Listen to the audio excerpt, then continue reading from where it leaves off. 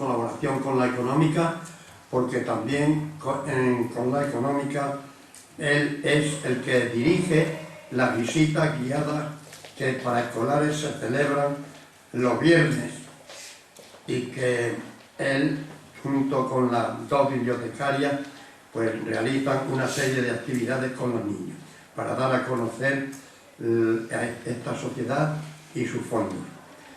Es también miembro de la UBES, de la Unión de Bibliófilos Extremeños, también, como siempre, claro está, pues, un colaborador muy activo, y ha participado en varias ocasiones siendo comisario de exposiciones de libros, entre ellos esta última, de la última que se ha celebrado. Escribe habitualmente Álvaro en muchas revistas, pero no solo las locales, sino también las de orden regional y aún fuera de la región. Pero no nos vamos a detener en esas publicaciones porque entonces sería esto larguísimo y vamos a decirlo simplemente, pues como también vamos a decir simplemente que es colaborador habitual de muchas de las revistas, y sobre todo es también conferenciante sobre todo de temas históricos relacionados fundamentalmente con la milicia. También como coleccionista de militaria, pues ha hecho varias exposiciones en la provincia y ha intervenido de manera muy notable en los primeros años en que se celebró la batalla de la Albuera. Vamos a centrarnos como investigador. Álvaro es un investigador documentado, que todo lo que escribe naturalmente pues lleva el sello de su garantía. En el capítulo de publicaciones yo me voy a centrar en dos fundamentalmente.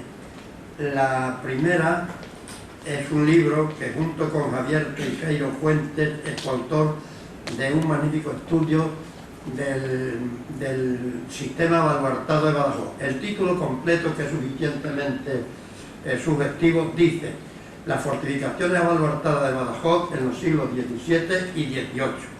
Está editado en el año 2000. Otro segundo libro, bastante más reciente y que se debe exclusivamente a la capacidad investigadora de nuestro amigo Álvaro, lleva por título Apuntes para la historia militar de Extremadura.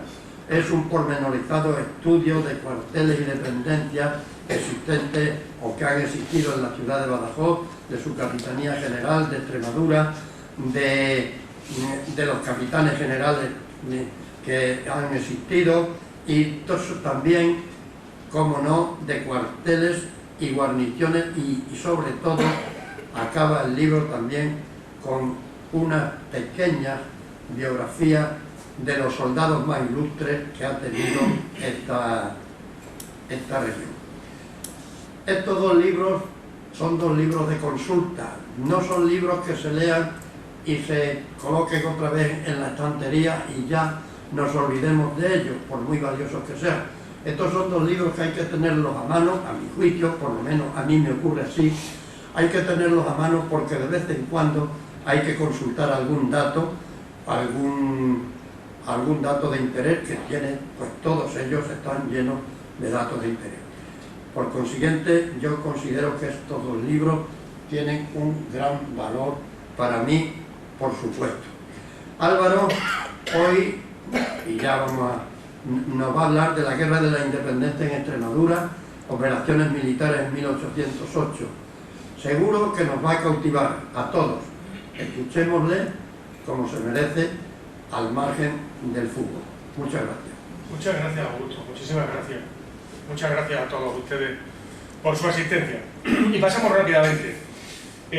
Para tratar la Guerra de la Independencia en Extremadura, que alcanzó muchísima importancia dentro de lo que es el conflicto general, mucha más importancia quizá de la que se le está dando, o aprovechar esa justificación para hacer mucho más estudios de los que se están haciendo, porque Extremadura fue un pilar básico.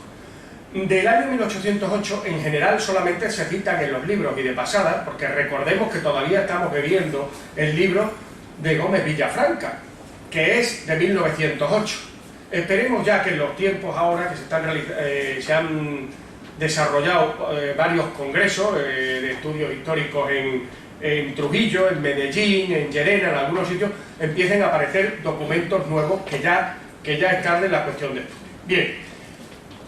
Normalmente siempre hablamos de que en el año 1808, ¿qué pasó? Por la muerte del capitán general Conde de la Torre del Fresno, posiblemente que la Junta Central pasó huyendo de Madrid por aquí, por Badajoz, al socaire de estos traslados hablamos algo de Espronceda, que era hijo de un militar que nació, bueno, pues nació en el tránsito, y poco más, cuando verdaderamente en 1808 es muy importante el papel que es. Pero además, desde mucho antes. No nos vamos a hablar de la Guerra de las Naranjas, ni vamos a hablar de Godoy, vamos a ir rápidamente sintetizando. De todas maneras, si me permito hacer una pequeña... El trabajo de la conferencia será publicado en las primeras jornadas de las Vegas Altas de Medellín sobre la Guerra de la Independencia, donde podrán tener el texto completo, que hoy además agradezco y aprovecho la magnífica presentación que hace don Fernando Ortiz, compañero y colaborador, y extraordinario de eso, para comprender rápidamente lo que es estas misiones, que podrán leer con más detenimiento en esas jornadas cuando se publique, que no creo que tarde mucho. Bien, desde 1807 Extremadura está jugando ya un papel extraordinario en lo que va a ser todo el conflicto de la guerra europea de Napoleón contra el Imperio Británico.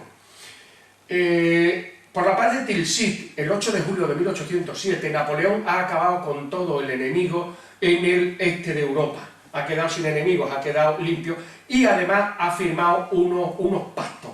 Ha firmado pactos con Prusia, ha firmado pactos con Rusia, para dividir esa Europa en dos zonas de influencia. Rusia tendrá toda su influencia, estará Alejandro en el este, y Napoleón todo el resto de lo que es la Europa occidental que tenemos ahora. Solamente queda un objetivo que batir, que es Inglaterra, y para aislar o darle la puntilla definitiva a Inglaterra, el único aliado que tiene en el continente es Portugal. De manera que Napoleón se toma la misión fundamental de ocupar Portugal. Por eso firma el Tratado de Fontainebleau el 27 de octubre. La paz de Tilsit había sido en julio, inmediatamente cambia todos sus ejércitos y viene. El Tratado de Fontainebleau es una trampa que además hay que estudiarlo muy bien, porque como lo hemos conocido convencionalmente, como lo vamos a ver ahí, tras la ocupación de Portugal, se determina que el norte, reino de Lusitania, será para la ex reina de Etruria, hija de Carlos IV, Alentejo y Algarves, el sur, para Manuel Godoy, y la zona entre Duero y Tajo quedarán depósito para la paz. Eso es lo convencional, no vamos a entrar, pero ahí hay que estudiar muchísimo, porque ahora con todas las investigaciones sobre Godoy hay muchas. No es tan cierto que Godoy tuviera esas ambiciones, entre otras cosas porque Napoleón no lo iba a consentir, por supuesto. Napoleón no iba a poner, pues como puso en el gobierno de España, pues un rey títere, o iba a poner a un rey títere. Pero bueno, eso es lo que convencionalmente hemos visto de lo que es el Tratado de Fontainebleau, que va a permitir que fuerzas españolas colaboren con el mariscal Junot en la ocupación de Portugal.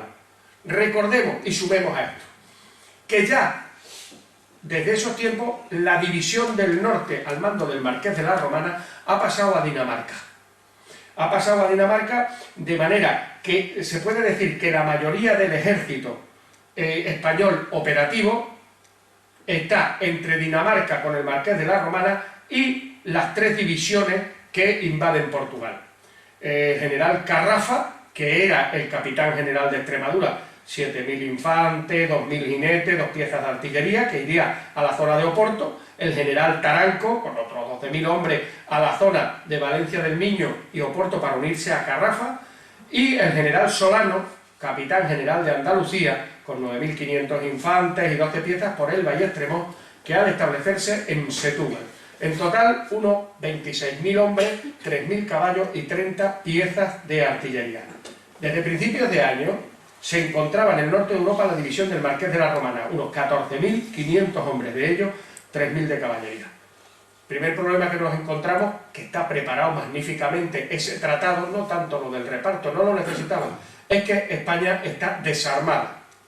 Todos sabemos perfectamente y se conoce, y aquí hay algunos militares también que más recientes lo han visto, que cuando se forma una unidad para salir al extranjero, pues existe el canibalismo. ¿Por qué? Pues porque aquí nos hacen falta 3 caballos que se traigan de esta unidad, allí 2 piezas de artillería que se traigan de Cádiz, y para formar esos 40.000 hombres que están fuera, ha habido que desarmar a los otros 50.000. De manera que eso es un punto que nos interesa mucho para esa ocupación.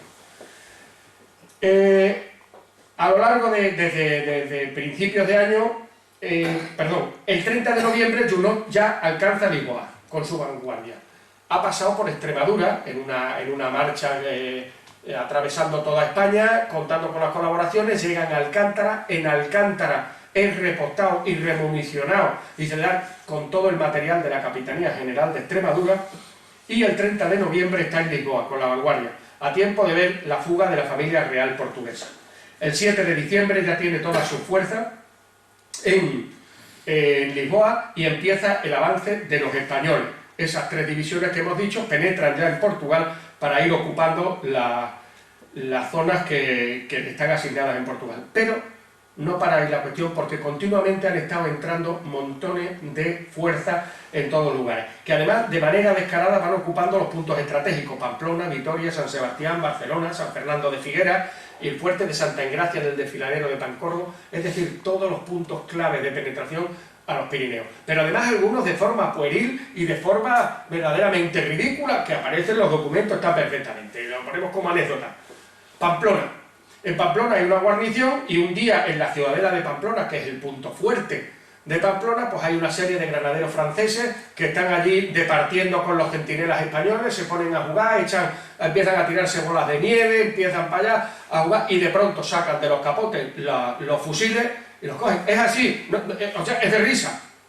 Desarmados. ¿Por qué? Porque los españoles están entrando. A todo esto Carlos IV continuamente está haciendo llamamientos que son hermanos nuestros, el hermano Napoleón, bueno, y Napoleón se está apoderando.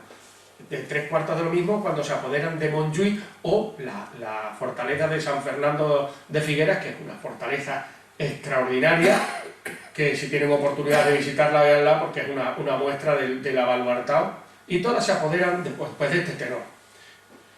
El 30 de noviembre, bueno, pues se va ocupando. En marzo, bien, esta ocupación hay una persona que se da cuenta, quizá el que en un primer momento lo ha organizado, que es Godoy, y ya no se cuenta, pero en marzo Godoy, que ha visto ya perfectamente claro, por eso digo que nos queda mucho que estudiar sobre este personaje, sobre todo en su aspecto militar, y hay que estudiar el aspecto militar de Godoy, que quizá no se le ha prestado toda la atención que se le debía prestar.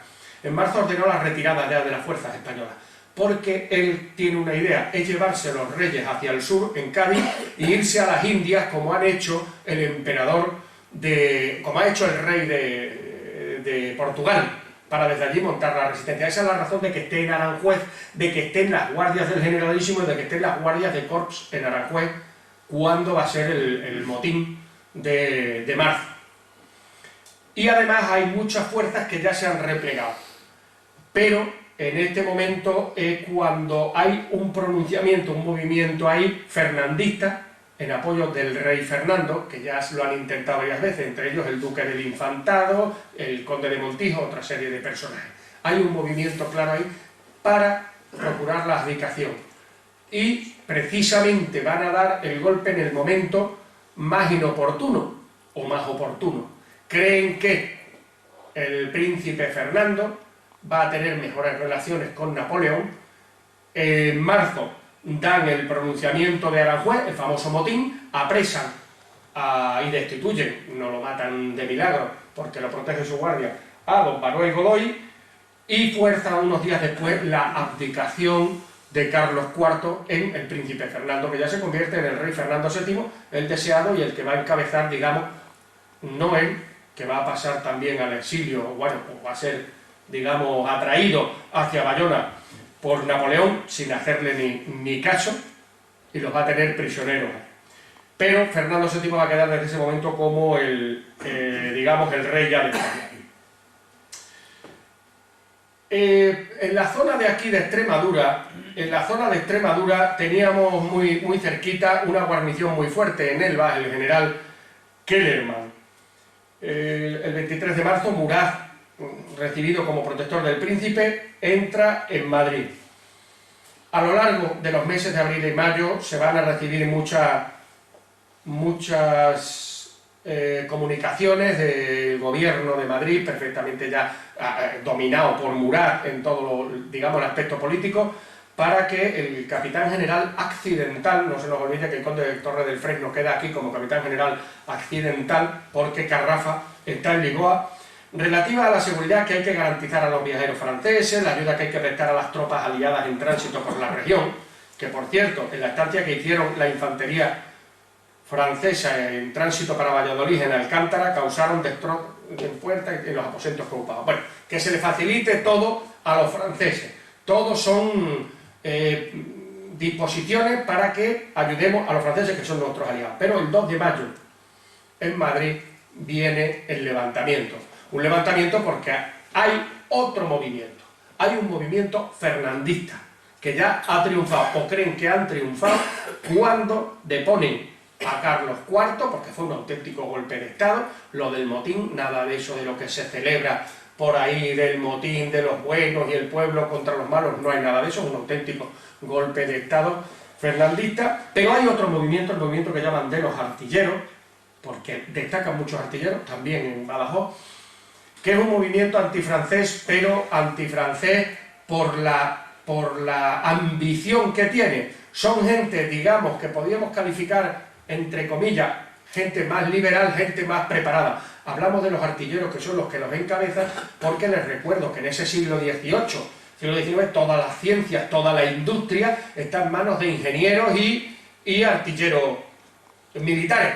Son los padres de toda la industria. De estos son gente que ha viajado mucho, gente que ha visto mucho, gente muy avanzada, digamos, de corte liberal, pero que lo que no les gusta, sí son partidarios, en cierto modo, de la Revolución Francesa, de esos aires de renovación, no son partidarios de otro emperador. Eso de que dicen que aquí lo que vino fue los aires liberales, los aires progresistas de la Revolución Francesa, no, aquí vino un emperador con corona y coronado, un dictador absoluto. ¿De acuerdo? Entonces, ahí hay otro movimiento, que es ese de los artilleros, ese que va a encabezar Daoíz, Velarde y luego al que se incorporarán otra serie de gente. Y lo sabemos que es ese movimiento, porque el 2 de mayo, en la tarde de este día, Juan Pérez de Villamil, auditor general del Consejo Supremo de Marina, e informado en su villa de Aranjuez por su amigo, el intendente don Esteban Fernández de León, de los acontecimientos. Redacta un parte, copiado por el escribano Manuel del Valle, firmado por los alcaldes de Móstoles, Andrés Torrejón y Simón Hernández, alertando al resto de España de los acontecimientos. Pedro Serrano, postillón andaluz, se ofrece llevarlo a Extremadura y Andalucía. Sale a las 7 de la tarde. A la madrugada del día 3 alcanza Casas de Milavete, donde cae extenuado. Las autoridades del camino lo van remitiendo a las localidades limítrofes. Así, el corregidor de Trujillo alerta a 82 pueblos de su partido, mandando alistar hombres, armas y caballos para emprender la marcha a Madrid. El bando de los alcaldes de Móstoles llega a Mérida en la madrugada del 4, y el alcalde, Ciro Meneses, lo hace llegar a Badajoz, Almendralejo, Fregenal y Jerez de los Caballeros. Tenemos testigos, y un libro, y un documento, de la llegada a Badajoz. El alférez de Reales Guardias Balonas, Federico Moretti, nos ha dejado testimonio y dice textualmente cómo fue la llegada aquí en esa Badajoz. En la mañana del 4 de mayo de 1808 se presentó en Badajoz un postillón alborotando las calles con la noticia de lo acaecido en Madrid el día 2, llevando en la mano el parte del alcalde de Móstoles, a cuyo respaldo estaban las firmas de la justicia o maestros de las casas de posta de la carrera de Extremadura. Divulgada la noticia por todo el pueblo, en los pocos minutos que tardó el postillón desde la puerta de la Eternidad hasta el correo, no sabemos de momento dónde está la oficina de correo. Yo creo que en aquella época estaba en la plaza de San Juan, pero no me hagan caso porque nos queda por buscar, porque puede estar situada ahí, donde estaba posteriormente, ya avanzado el 19, estuvo en la zona donde está el Hotel Simancas, y ya a finales del 19, antes de pasar a este edificio, estuvo en el convento de Santa Lucía, de manera que eso es una cosa que hay que averiguar. Se agolpó muchísima gente en la plazuela de las monjas descalzas, donde vivía el gobernador y comandante interino de aquella provincia, en cuya casa estaba yo alojado, y en la calle del Granado, delante de la casa del marqués de Monselú, en la que vivía el marqués del Socorro, su cuñado, pidiendo a gritos que se le dijese lo que traía el postillón. Se satisfizo al pueblo, se dieron las órdenes más enérgicas, se cerró la puerta de Las Palmas por la que se sale el camino de Yelve y salieron patrullas numerosas por las calles. Y se convocó junta de jefe.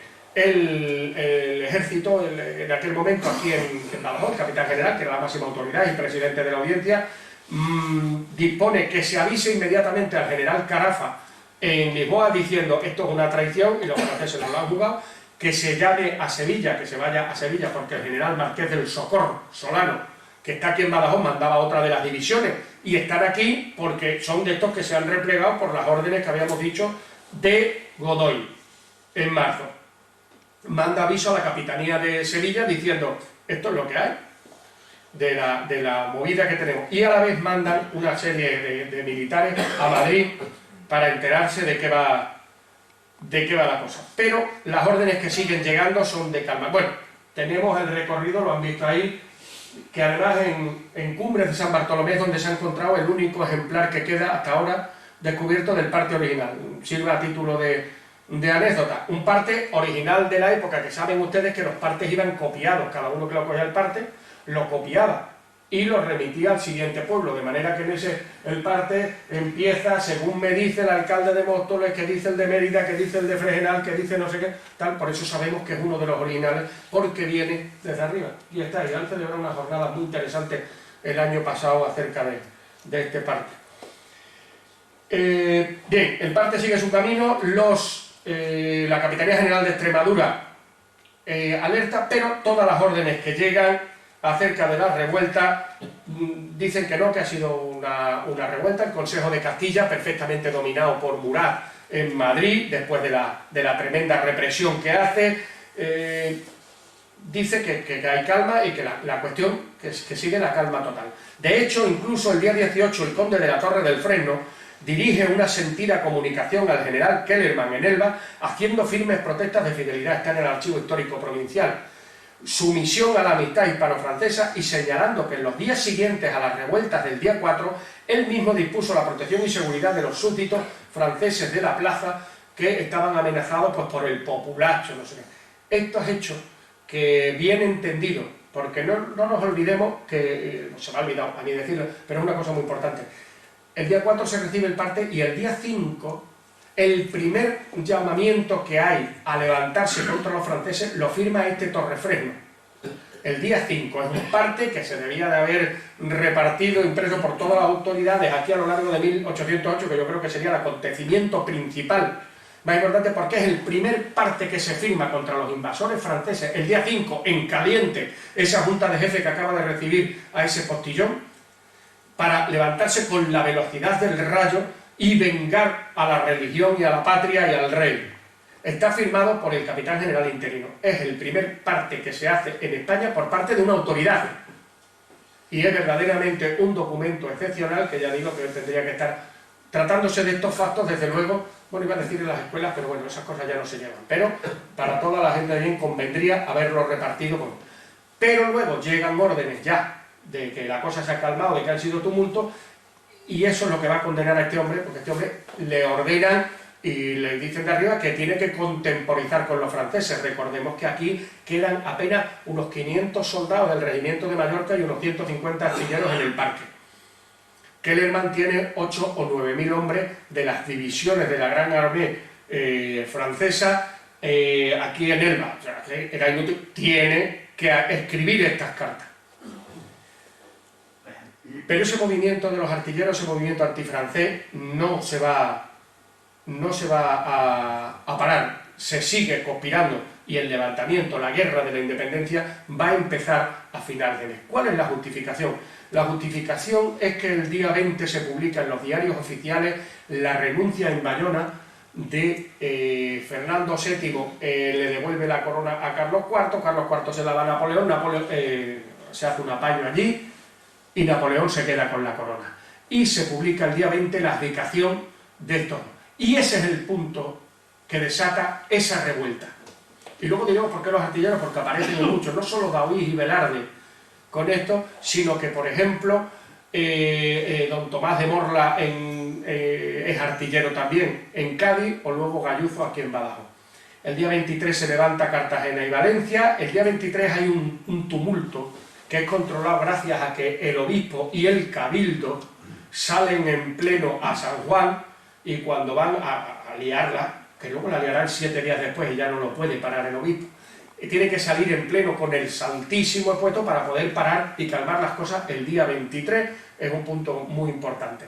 Pero y empiezan a ser asesinados un montón el teniente general Filangieri en Villafranca del Bierzo, el barón de Albalás en Valencia, son asesinados muchísimos militares y civiles y dirigentes que se les acusa, digamos, de colaboracionistas, de tibios, porque cuando hay una revolución popular, cuando hay una guerra civil, no se puede decir si era fraterno, eran de tibios. Y eso es lo que le va a pasar aquí el día 30 al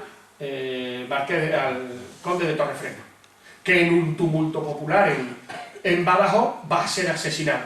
¿Quién toma el mando? El jefe de la artillería, que era el general Gayuzo, otro artillero. Podríamos hacer muchos más, pero eso viene también a confirmar lo que ya se sabe, que hay dirigido, encabezado como cabeza pensante por artilleros e ingenieros militares, un movimiento antifrancés. E inmediatamente, a partir de ese 30 de julio, se organiza la Junta Suprema de Extremadura, y con su junta militar dirigida por este general Gayuzo, que inmediatamente empieza a organizar todo el ejército. El motín popular se justifica, y ya sirve para ir precisando cosas, en que no se han hecho las salvas de ordenanza el día 30 porque es el día de San Fernando, pero conocemos perfectamente que por las declaraciones y por lo que ponen los reglamentos, que las salvas se hacían una hora, lo voy a leer textualmente. Desde tiempo inmemorial las salvas se efectuaban desde el baluarte de San Vicente, el Instituto Castelar. La primera, una hora antes de la puesta del sol, la segunda, media hora antes, y la tercera al ponerse el sol. De manera que todo eso de por la mañana, de que no había dado, es que no correspondía. Era una justificación para hacer. Ese es otro punto, que aunque pasada la guerra quedó exonerado de afrancesado, porque realmente no era un afrancesado el conde de Torredemfresno, y quedó exonerado, se conservan todos los documentos con todas las declaraciones que hay de investigar. Si es que hay muchísimas cosas que investigar lo de la guerra de independencia. Ese movimiento, que no es solo aquí, porque es en muchos sitios. Un día antes, en Cádiz, ha sido asesinado el Marqués del Socorro, el general Solano, Marqués del Socorro, que mandaba una de las divisiones, que era el capitán general de Andalucía, que había estado en Badajoz el día 4. Hay una declaración muy interesante de cómo fue asesinado, porque fue defendido por el capitán jefe de su guardia, se llamaba don José de San Martín y Matorras, que luego posteriormente es conocido como el Libertador y el padre de la independencia argentina, y uno de los padres de la independencia iberoamericana.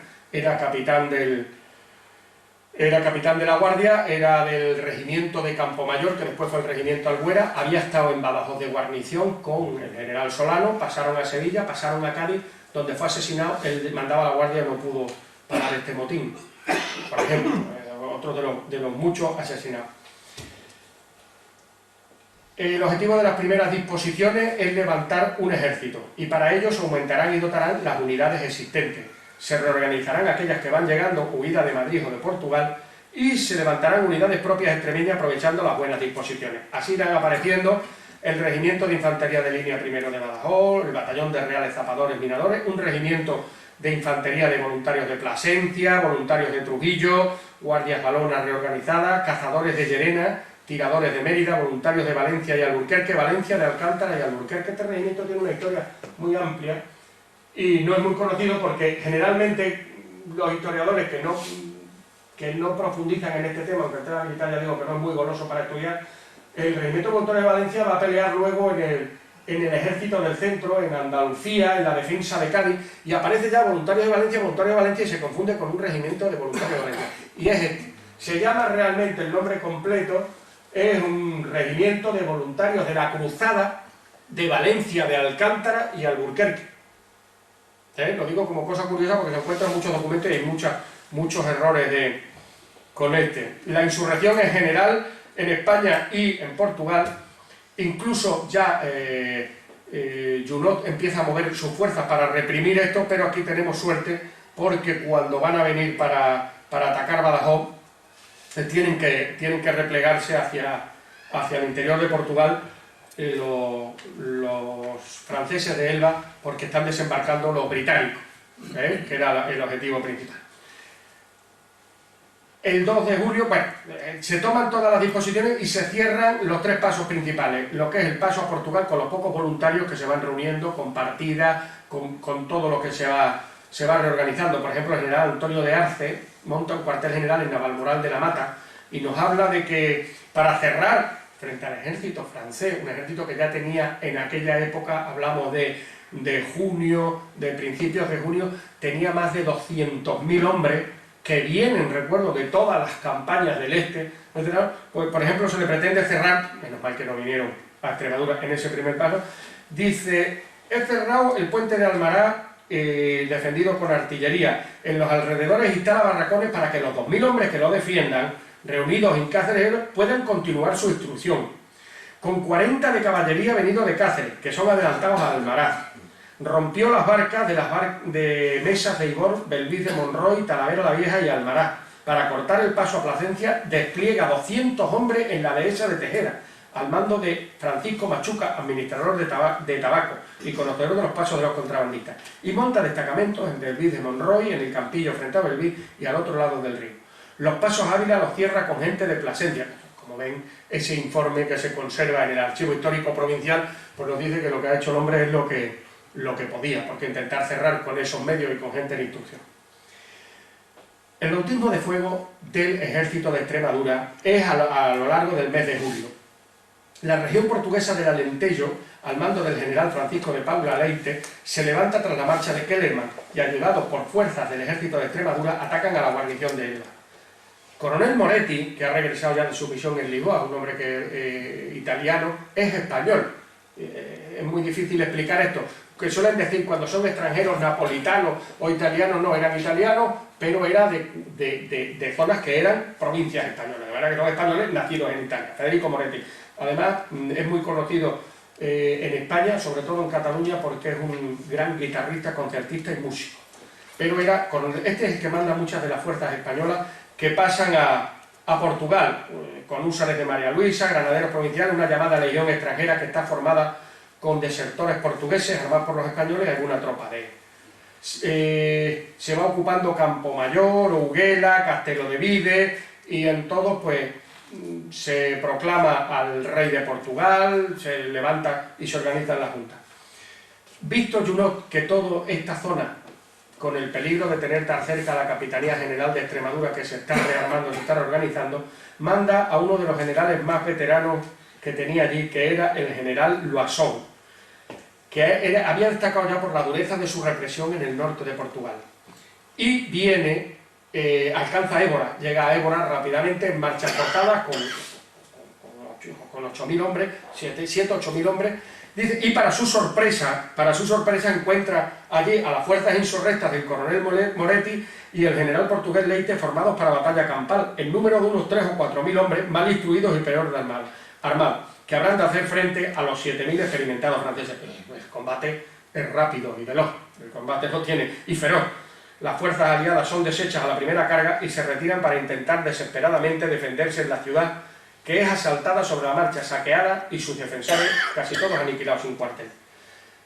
Loazón sale de Évora para Elba, dispersando a su paso las partidas que cercan la plaza, nombra comandante y la refuerza, y cuando está dispuesto a venir otra vez a Badajoz es cuando es el desembarco de la expedición británica mandada por Wellesley, todavía no es Wellington, que va a ser la definitiva, y tiene que abandonar otra vez. Los franceses tienen que abandonar. La batalla de Évora, que fue el primer combate donde el ejército de Extremadura se bate y es machacado, es muy interesante, está muy bien estudiada en Elba, pero realmente no tuvimos nada que hacer. Los partes dicen, y está muy bien reflejado, los partes militares no mienten, lo que pasa es que hay que saberlos leer. Dice, hasta 4 o 5 veces rechazamos a los franceses. Cierto, porque lo que se hacía en el combate de masa era mandar fuerzas de cazadores a tantear, se acercaban a 200 metros de la fuerza española, pegaban unos tiros, veían cómo reaccionaba la gente y se replegaban, claro, hasta que dijeron, pues por aquí, por allí, por la derecha y por la izquierda, pero eso es una cosa convencional, o sea que el parte no miente, pero hay que saberlo leer, o sea, eso que se retrasaron, se rechazaron 5 veces a los franceses, lo que fue una auténtica masacre. Esa es el bautismo de fuego del ejército de Extremadura y además todas las misiones que se hicieron en todo el levantamiento del Algarve. Se puede decir que todo el levantamiento de Portugal se debe a las fuerzas venidas de Extremadura. Coincidiendo con las marchas de los franceses, se reocupa otra vez Uromeña, se vuelven los españoles, vuelven otra vez a entrar en esto, incluso sitian Elba. Y sitian a la guarnición francesa, ya, o sea, pasan, digamos, a la ofensiva las fuerzas de Extremadura, mandadas por el general Arce, que ha estado organizando la cuestión de eso. Estamos ya en septiembre, sabemos perfectamente que los franceses han sido derrotados desde julio. En Bailén ya no tenemos peligro de que vengan, al revés, incluso las fuerzas del ejército de Andalucía están avanzando, podemos detraer a todas las fuerzas que estaban, esa pequeña fuerza ya más reorganizada que les he leído antes, del general Arce, en el Camino Real, para que venga rápidamente a atacar Elba.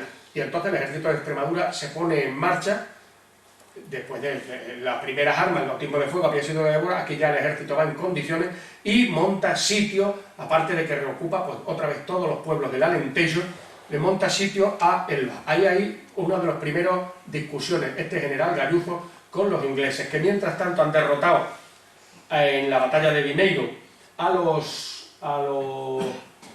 el día 7 empieza el asedio, me parece que dura hasta el día 20, han derrotado en Vimeiro a los expedicionarios y han firmado el convenio de Sintra a finales del mes de agosto. El convenio de Sintra fue una filfa y una trampa porque pudo retirarse Junot con toda su fuerza y equipaje y bagaje.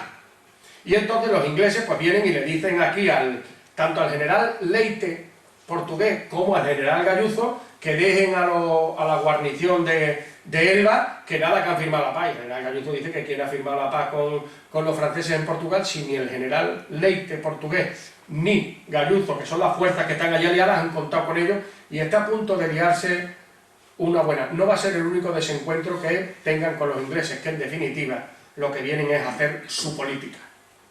Pero se tiene que levantar el sitio y el ejército de Extremadura queda otra vez todo concentrado en Badajoz. No por mucho tiempo, porque a raíz de todas estas derrotas, Junot, reembarcado en barco en Lisboa y se marcha con toda su fuerza, volverá a entrar unos meses después.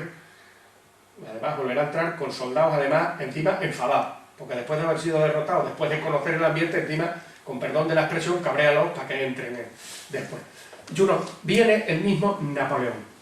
Napoleón tiene que tomar, ante el desastre de Dupont, Mortier, que no es capaz de llegar a Valencia, un desastre general, dice, bueno, ¿aquí qué ha pasado? No esperaban ese levantamiento español, la huida de Dinamarca, de todas las fuerzas, bueno, de gran parte de las fuerzas españolas, que tuvieron que abandonar allí los equipos, pero pudieron huir. Tiene que venir el mismo Napoleón, que va a hacer una campaña extraordinaria en el mes de noviembre, en 4 días, para resolver el asunto. Va a entrar por el norte de España y va a entrar, bueno, perdón, el ejército de Extremadura, porque, a ver, oye, no me he sentado ahí, pero bueno. Gayuzo, en esta situación, visto que ya Napoleón ha entrado, la Junta Suprema manda llamar al ejército de Extremadura, porque todos los demás ejércitos que han venido de Andalucía y todos los ejércitos que se han organizado están siendo derrotados uno tras otro en todas las batallas que se están enfrentando. Y el ejército de Extremadura, que no está terminado de preparar, ni está fogueado lo suficiente, tiene que marcharse, tiene que salir hacia el norte, hacia Burgos, para parar a Napoleón, a las órdenes de Gayuzo, que el día 25 de septiembre firma un estadillo de formación en el que señala que el ejército de Extremadura cuenta en sus filas con 6.000 hombres de infantería de línea, 5.000 de infantería ligera, 1.100 de caballería, 500 de artillería a pie, 180 de artillería a caballo y 136 caballos. En total, 12.900 soldados y 1.212 caballos de caballería. Con estas fuerzas, que no están terminadas de organizar, a finales de este mes es enviado hacia el norte, hacia Madrid, para intentar parar a Napoleón, que ha entrado el 4 de noviembre en España. Viene con los mejores mariscales de su imperio: Ney, Víctor, Bessières, Moncey, Lefebvre, Motier y Saint-Cyr, y un ejército de 320.000 bayonetas. Ha entrado ya a por todas. Y esto lo intentan parar por su cuenta. No vamos a hacer la campaña contra Napoleón, que fue desastre tras desastre. Entre otras muchas cosas, otro punto para estudiar, porque los ejércitos respondían a la Junta Suprema y se van enfrentando uno tras otro, que es lo que quería, bueno, pues un genio como era Napoleón. Nunca hubo un mando supremo aquí en España, nunca hubo una unidad de acción de todos los soldados españoles y todas las partidas de guerrilla y todos los patriotas para presentar una batalla. Esa va a ser la ventaja y va a ser el inconveniente. ¿Cuál es la ventaja de esto? Perdón, ¿cuál es el inconveniente? Que es derrotado por partes.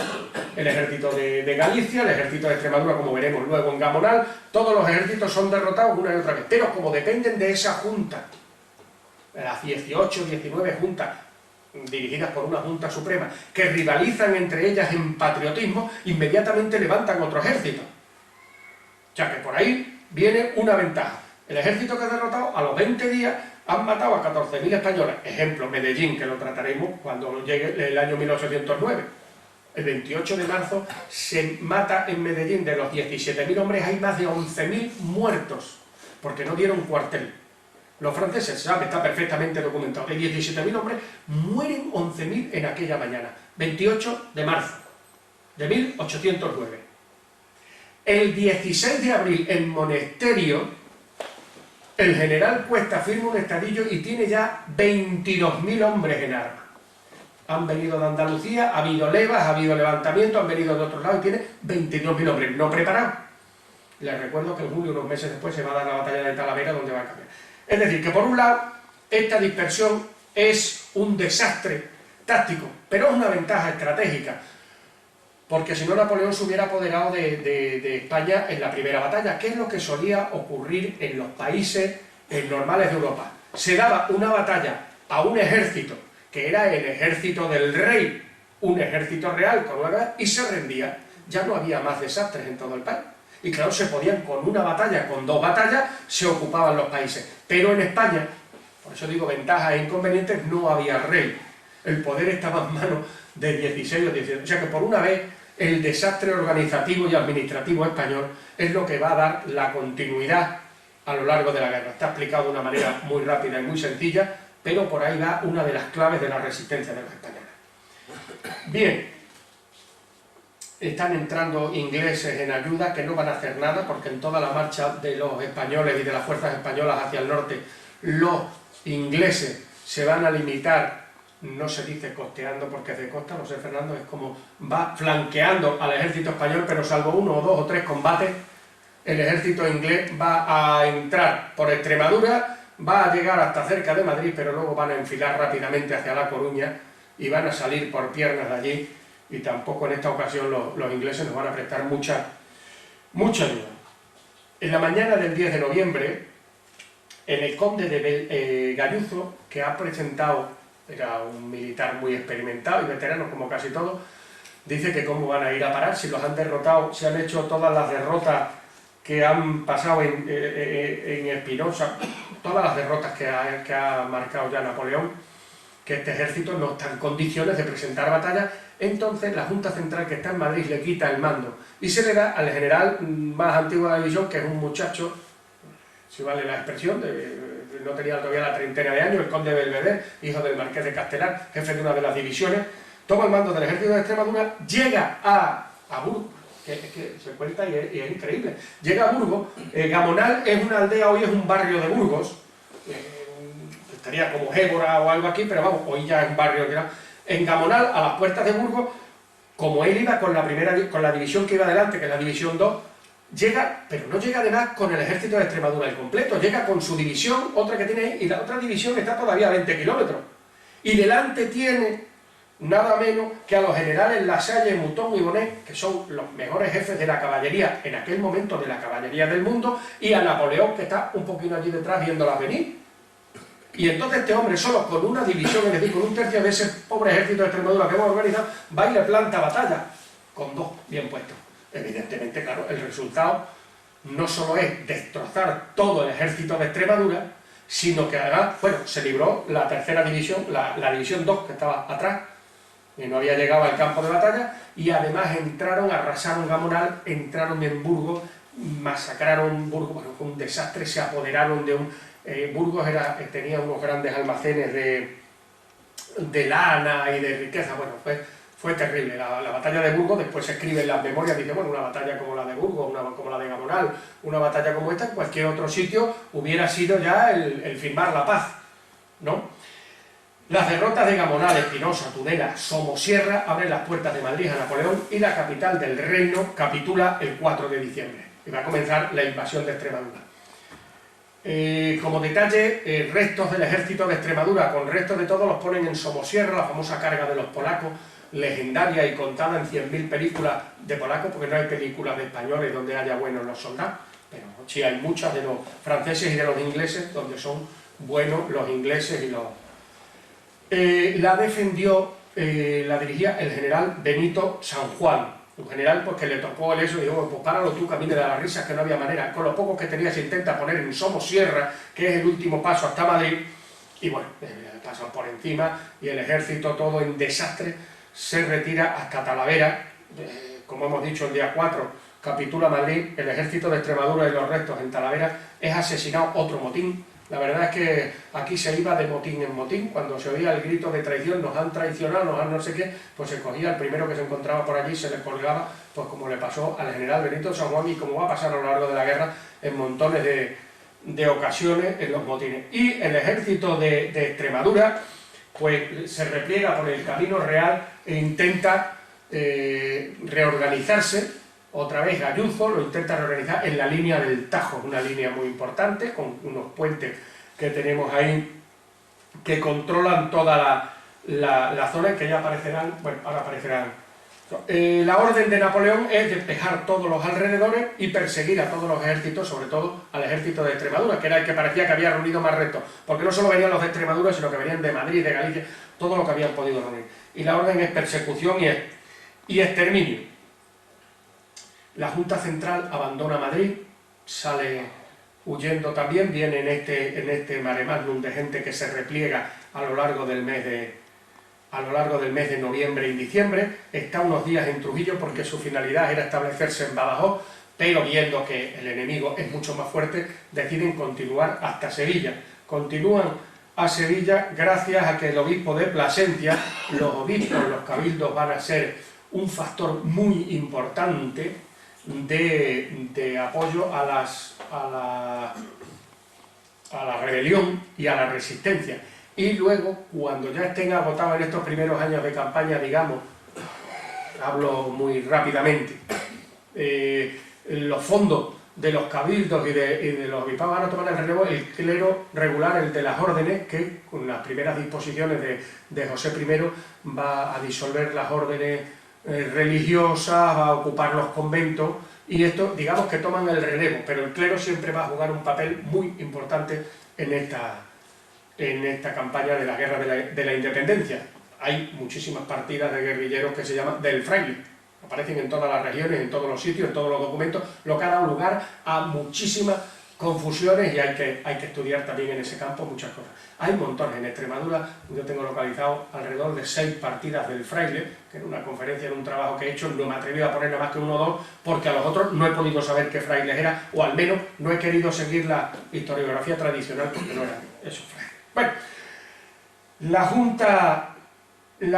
Junta Central huye de Trujillo gracias al dinero, 90.000 reales que le dona el obispo de Plasencia, y pueden alcanzar Mérida el día 13, donde el pueblo quiere que traen prisionero, digamos, encausado al general Cuesta, un general también rebelde contra todas estas cosas, al estilo de Gayuzo, de esto de que te destituyen, no te destituyen, lo traen, digamos, encausado.